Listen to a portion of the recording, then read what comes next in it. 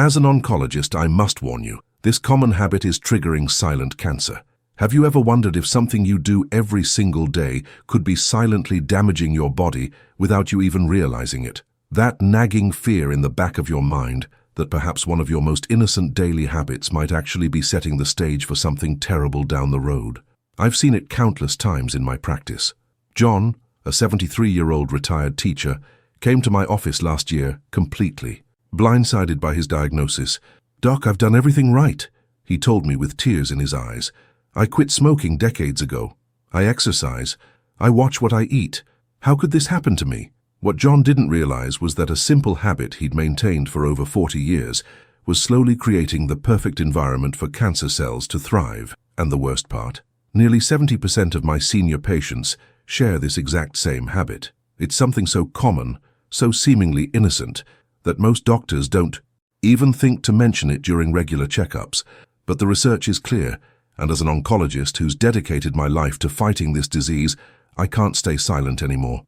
Today I'm going to reveal the 5 everyday habits that are silently increasing your cancer risk, especially if you're over 65, and the simple changes that could literally save your life. And trust me, the third one will completely shock you, because it's something almost all of us do multiple times a day. So please, watch until the end, because this information might be the difference between catching cancer at stage 1, when the survival rate is over 90%, or discovering it at stage 4, when options become drastically limited. Hey everyone, welcome back to the channel. I'm so grateful you're joining me today for what might be one of the most important conversations we'll have about cancer prevention in seniors. Before we dive in, I'd love to know where you're watching from today. Drop your location in the comments below so I can get a better sense of our community. And if you have any questions as we go through today's topic, please don't hesitate to ask. This channel is all about providing you with life-saving information in a way that's clear and actionable. If you haven't already, take a second to hit that subscribe button and turn on notifications so you never miss crucial health information that could make all the difference for you or someone you love. The silent killer we're discussing today doesn't discriminate. It affects people from all walks of life, all backgrounds, and unfortunately it's becoming increasingly common among our senior population. As an oncologist with over 25 years of experience, I've witnessed firsthand how certain everyday habits can dramatically increase cancer risk in ways that most people, and even some doctors, don't fully appreciate. The habits I'm about to share with you today aren't the obvious ones like smoking or excessive sun exposure. These are far more insidious because they're woven into the fabric of our daily lives. They're things we do without thinking, often believing they're completely harmless or even beneficial. But the latest research tells a different story. I want to pause for a moment here because I need to ask you something important. Have you or a loved one been affected by a late-stage cancer diagnosis that seemed to come out of nowhere? What has been the most challenging part of that journey for you? So many people feel isolated when dealing with cancer, as if no one truly understands the depth of what they're experiencing. But I want you to know that in this space, your experience is valued and can help others who might be going through similar challenges. If you'd like to share, you can simply copy "The most challenging part for me has been," and complete it with your experience. It doesn't need to be a long text, just a few words are enough. Every comment you leave not only helps me create content more focused on your real needs, but might also be exactly what someone needed to read today, to feel less alone. Sometimes, knowing we're not the only ones facing certain challenges already brings immense relief. Your voice matters, your experience matters, and together we form a stronger community of support and understanding. Now let's dive into the first common habit that could be increasing your cancer risk without you even knowing it: chronic dehydration. This might sound surprising because it seems so basic, but hear me out. Studies have shown that approximately 80% of seniors are chronically dehydrated, and this creates the perfect storm for certain types of cancer to develop, particularly bladder and colorectal cancers.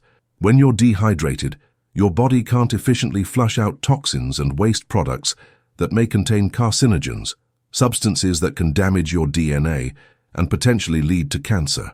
In a groundbreaking study published in the Journal of Clinical Oncology, researchers found that people who consistently drank less than 4 cups of water daily had a 50% higher risk of developing bladder cancer compared to those who stayed properly hydrated. But why is dehydration so common among seniors specifically? As we age, our thirst sensation naturally diminishes. Your body simply doesn't signal thirst as effectively as it did when you were younger. On top of that, many seniors deliberately limit their fluid intake because they're concerned about increased urination, especially at night, or they're worried about incontinence issues. Others are on medications like diuretics for heart conditions or blood pressure that increase fluid loss. The mechanism is quite straightforward.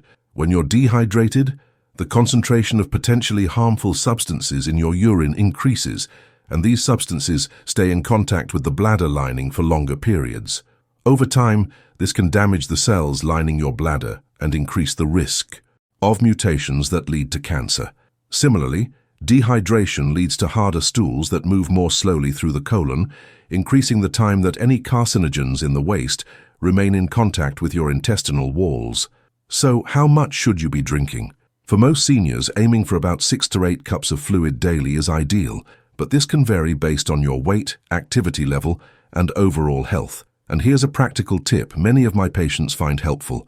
Set a visual reminder. Place 7 small bottles of water in your refrigerator each morning, and make it your goal to finish them all before bedtime. Does this mean you need to chug gallons of water all at once? Absolutely not. In fact, that approach could actually be harmful, especially if you have certain heart or kidney conditions. Instead, sip consistently throughout the day. Keep a water bottle within arm's reach at all times.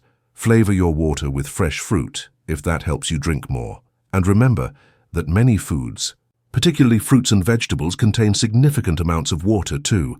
Are there any warning signs of chronic dehydration you should watch for? Yes, and they're often overlooked in seniors. Dark urine is the most obvious one. Your urine should be pale yellow, not amber or brown. Dry mouth, cracked lips, headaches, confusion, dizziness, and increased fatigue can all be signs that you're not getting enough fluids. And if you're wondering whether other beverages count toward your daily fluid intake, the answer is generally yes, but with some important caveats. While coffee, tea, and even soup all contribute to your fluid intake, beverages containing caffeine or alcohol can have a diuretic effect, meaning they may cause your body to lose more fluid through increased urination. So while they do count, they're not as effective as water for maintaining proper hydration. I encourage all my patients, especially those over 65, to make proper hydration a non-negotiable part of their daily routine. It's such a simple change, but the impact on your cancer risk can be tremendous. The second common habit that might be increasing your cancer risk is prolonged sitting and sedentary behavior. I know this one hits close to home for many of us. After retirement, it's easy to find yourself spending more time in your favorite recliner, watching TV or reading. But here's the alarming truth. Multiple large-scale studies have found that sitting for more than 3 hours at a stretch significantly increases cancer risk, particularly for colorectal, endometrial, and lung cancers. One landmark study that followed over 100,000 adults for 2 decades found that those who sat for more than 6 hours daily had a 19% higher rate of cancer death compared to those who sat for less than 3 hours. But why is sitting so harmful? When you sit for extended periods, several things happen in your body. First, your metabolism slows dramatically, affecting how your body processes sugars and fats. This can lead to insulin resistance and increased inflammation throughout your body, both known contributors to cancer development. Second, blood flow becomes more sluggish, potentially allowing toxins to linger longer in your tissues. And third, prolonged sitting affects certain hormone levels, including estrogen and vitamin D, which play important roles in cancer prevention. What's particularly concerning for seniors is that retirement often coincides with a significant drop in physical activity. The structured movement that was built into your working life, walking to meetings, climbing stairs, even just getting up to talk to colleagues, suddenly disappears. And if mobility issues are already a concern, the problem compounds. So what's the solution? I'm not suggesting you need to run marathons or join a gym. The research shows that simply breaking up long periods of sitting can have profound benefits. Set a timer to stand up and move around for 5 minutes every hour. Walk while talking on the phone. Stand during commercials when watching TV. If mobility is a concern, even seated exercises can help. Arm circles, seated leg lifts, or gentle stretching. I had a patient named Margaret who was 79 when she was diagnosed with early-stage colon cancer. After successful treatment, she was determined to reduce her risk of recurrence. She started a simple routine of standing and walking around her apartment for 5 minutes out of every hour she was awake. She tracked it diligently on a little notepad. Within 3 months, not only did her energy levels improve dramatically, but her blood work showed measurable improvements in inflammatory markers associated with cancer risk. The key is consistency, finding small ways to move that you can realistically incorporate into your daily routine. And here's another benefit. Regular movement helps with the first issue we discussed, dehydration, because it promotes better circulation and kidney function. If you're wondering whether your current activity level is sufficient, here's a simple test. Are you moving enough to feel slightly warm and breathe a bit heavier at least once each day? If not, you might be in the danger zone of excessive sedentary behavior. Remember, the goal isn't intense exercise, it's simply avoiding prolonged stillness. Your body was designed to move, and honoring that design is one of the most powerful ways to reduce your cancer risk. Now, here's the third habit that shocks most of my patients when I tell them about it: excessive consumption of ultra-processed foods. I'm not talking about all packaged foods here. I'm specifically referring to those items that have been heavily processed to the point where they bear little resemblance to their original ingredients. Things like shelf-stable pastries, certain breakfast cereals, hot dogs, flavored chips, and many frozen ready meals. A groundbreaking study published in the British Medical Journal tracked over 100,000 adults and found that a 10% increase in ultra-processed food consumption was associated with a 12% increased risk of overall cancer. For older adults, this risk appears to be even higher. Why are these foods so problematic, especially for seniors? There are several reasons. First, many ultra-processed foods contain potential carcinogens that form during high-temperature processing, like acrylamide or heterocyclic amines. Second, the food packaging itself often contains chemicals like BPA or phthalates that can leach into the food and disrupt hormone function. Third, these foods typically lack the protective nutrients and fiber found in whole foods that help your body fight cancer development. And fourth, perhaps most importantly for seniors, ultra-processed foods tend to promote inflammation and affect immune function, both of which become more significant concerns as we age. I understand that convenience is important, especially if you live alone or have mobility issues that make cooking challenging. Many of my older patients rely on ready-made meals because they're quick, require minimal preparation, and reduce food waste. So I'm not suggesting you need to prepare everything from scratch. Instead, I recommend the 80-20 approach. Aim to make 80% of your diet whole, minimally processed foods, with no more than 20% coming from more processed options. What exactly are whole, minimally processed foods? These include fresh or frozen fruits and vegetables, whole grains, like brown rice or oats, beans and legumes, nuts and seeds, and lean proteins. When shopping, try to focus on the perimeter of the grocery store, where the fresh foods are typically located. If you do buy packaged foods, take a moment to read the ingredient list. A good rule of thumb: if it contains ingredients you wouldn't have in your own kitchen, or if the list is longer than 5 to 6 items, it's likely highly processed. I had a patient named Robert who was 71 when he received a colorectal cancer diagnosis. During his recovery, we worked together to gradually shift his diet away from the convenient frozen meals he'd relied on for years. We started small, replacing his breakfast pastry with oatmeal topped with berries, swapping his afternoon chips for a handful of nuts. Within 6 months, he'd reduced his ultra-processed food intake by about 70%, and he reported feeling more energetic than he had in decades. He also lost 15 pounds without trying.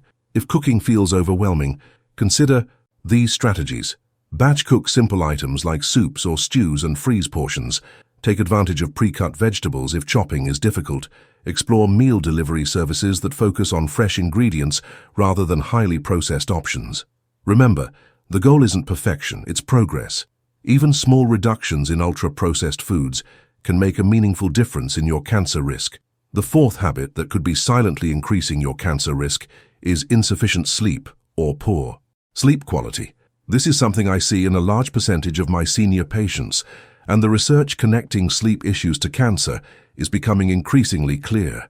A large-scale study published in the journal Sleep Medicine Reviews found that chronic sleep deprivation was associated with increased risk of several cancers, including breast, colorectal, and prostate cancers. For seniors specifically, the risk appears to be amplified. Why does poor sleep affect cancer risk? The connection lies primarily in how sleep impacts your immune system and hormone production. During deep sleep, your body produces and releases cytokines, a type of protein that helps your immune system fight inflammation and infection, including potentially cancerous cells. When you don't get enough quality sleep, production of these protective cytokines decreases. Additionally, poor sleep disrupts your body's production of melatonin, a hormone that has been shown to have anti-cancer properties.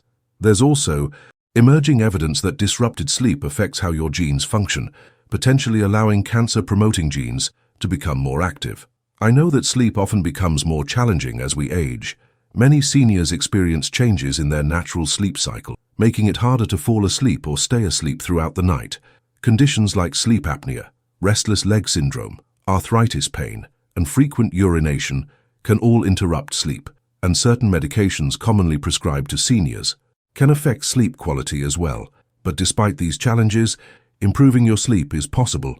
Start by establishing a consistent sleep schedule. Going to bed and waking up at the same time each day, even on weekends. Create a relaxing bedtime routine that signals to your body it's time to wind down. This might include gentle stretching, reading a physical book, not an e-reader with blue light, or taking a warm bath. Make your bedroom as conducive to sleep as possible, cool, dark, and quiet. Consider using blackout curtains, a white noise machine, or earplugs if needed. Limit caffeine after noon and avoid alcohol close to bedtime. While alcohol might help you fall asleep initially, it typically causes more fragmented, lower-quality sleep in the second half of the night. I had a patient named Elaine who was struggling with recurrent breast cancer. When we reviewed her lifestyle factors, I discovered she was averaging just 4 or 5 hours of broken sleep each night. We worked with a sleep specialist to address her insomnia, and within 3 months she was consistently getting 7 hours of much higher quality sleep. Not only did she feel dramatically better, but her immune function markers improved significantly. If you're doing everything right but still struggling with sleep, don't hesitate to talk to your doctor. Conditions like sleep apnea aren't just inconvenient. They can significantly increase your cancer risk if left untreated. And remember, sleeping pills aren't a long-term solution. They don't provide the same restorative benefits as natural sleep and can even increase fall risk in seniors. Instead, focus on addressing the underlying causes of your sleep difficulties. For many of my patients, improving sleep quality has been a game-changer in their overall health and cancer risk profile. The fifth and final habit that could be silently increasing your cancer risk is chronic stress and inadequate stress management. This is perhaps the most overlooked factor in cancer development, yet the science connecting chronic stress to cancer is compelling. A landmark study in the Journal of Clinical Investigation demonstrated that stress hormones can actually prevent programmed cell death, apoptosis, in certain cancer cells, potentially allowing tumors to grow unchecked. Another study found that chronic stress creates a kind of fertilizer for cancer growth by triggering inflammation and suppressing the immune system's ability to identify and destroy abnormal cells. For seniors, stress often comes from different sources than it did during your working years. You might be dealing with the loss of loved ones, health concerns, financial worries, or the challenges of maintaining independence. And because these stresses can be persistent, your body may remain in a constant state of physiological stress response, which is particularly damaging. When you're under chronic stress, your body produces elevated levels of hormones like cortisol and adrenaline. In the short term, these hormones help you respond to immediate threats, but when they remain elevated for months or years, they can damage your DNA, promote inflammation, and impair your immune system's cancer surveillance, all factors that increase cancer risk. So what can you do about it? First, recognize that stress management isn't optional. It's an essential part of cancer prevention. Just as you would take medication for high blood pressure, you need to take specific actions to address chronic stress. Start by identifying your particular stress triggers. Is it watching the news, certain relationships, financial concerns? Once you've identified these triggers, you can develop specific strategies to address them. For many seniors, mindfulness practices can be particularly effective. These don't have to be complicated. Even 5 minutes of focused breathing can significantly reduce stress hormone levels. Find activities that bring you joy and make them non-negotiable parts of your routine. This might be spending time in nature, creating art, listening to music, or connecting with loved ones. Physical movement is also a powerful stress reducer. Even gentle forms of exercise like walking or Tai Chi can break the cycle of stress and improve mood. Don't underestimate the power of social connections in managing stress. Research consistently shows that people with strong social ties have lower cancer rates and better outcomes if they do develop cancer. If your social circle has shrunk, consider volunteer work, community classes, or faith-based organizations as ways to create new connections. I had a patient named Thomas who was 68 when he received a prostate cancer diagnosis. During his treatment, we discovered his stress levels were off the charts due to caregiving for his wife with Alzheimer's. We worked together to find respite care options and connected him with a support group specifically for spouse caregivers. He also began a daily 15-minute meditation practice. 6 months later, not only had his cancer responded well to treatment, but his inflammatory markers had decreased significantly, suggesting his body was better equipped to fight cancer cells. Remember, stress management isn't selfish. It's an essential part of staying healthy and being able to care for those who depend on you. By addressing chronic stress, you're not just reducing your cancer risk, you're improving your overall quality of life. I want to take a moment to address something important. You might be wondering, if these habits are so significant, why hasn't my doctor discussed them with me? The reality is that most primary care visits are limited to 15 to 20 minutes, and doctors typically focus on immediate health concerns rather than long-term cancer prevention. Additionally, the research connecting these specific habits to cancer risk is relatively recent, and medical practice often lags behind the latest research. That's why I'm so passionate about sharing this information. As an oncologist, I see the devastating impact of late-stage cancer diagnoses every day, and I know that many of these cases could have been prevented through lifestyle modifications. The good news is that it's never too late to make changes that can reduce your cancer risk. Even if you've been engaging in these habits for decades, your body has remarkable healing capabilities when you give it the right support. I've seen patients in their 80s and 90s significantly improve their health and reduce their cancer risk by addressing these 5 key areas. And the benefits extend far beyond cancer prevention.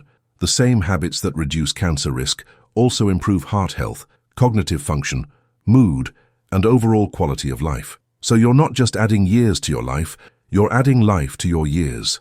Let me summarize the 5 habits we've discussed today that could be silently increasing your cancer risk. Chronic dehydration, which prevents your body from efficiently eliminating toxins and carcinogens.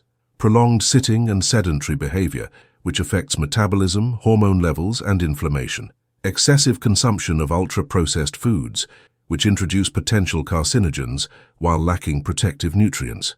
Insufficient sleep or poor sleep quality, which impairs immune function and disrupts hormone balance. Chronic stress and inadequate stress management, which trigger inflammation and suppress immune function. By addressing these 5 areas, you're creating an internal environment that's hostile to cancer development and supportive of overall health and longevity. Thank you so much for staying with me until the end of this important conversation. If you found this information valuable, please take a moment to hit the like button and share this video with someone who might benefit from it. Remember, knowledge is power only when it's shared. If you haven't already subscribed to the channel, now is the perfect time to do so. Just click the subscribe button below and turn on notifications so you never miss crucial health information that could make all the difference for you or someone you love. And please, keep the conversation going in the comments. Share your experiences, ask questions, or let me know which of these habits you're planning to address first. Your engagement not only helps this channel reach more people who need this information, but also creates a community of support where we can learn from each other's journeys. Remember, you are not defined by your past habits or current health status. Every day offers a new opportunity to make choices that support your health and reduce your cancer risk. Small, consistent changes add up to significant results over time. You have more power over your health than you might realize, and it's never too late to start. Until next time, this is Dr. Naim, reminding you that knowledge, combined with action, is your most powerful weapon in the fight against Cancer. Stay well, stay informed, and know that you're not alone on this journey.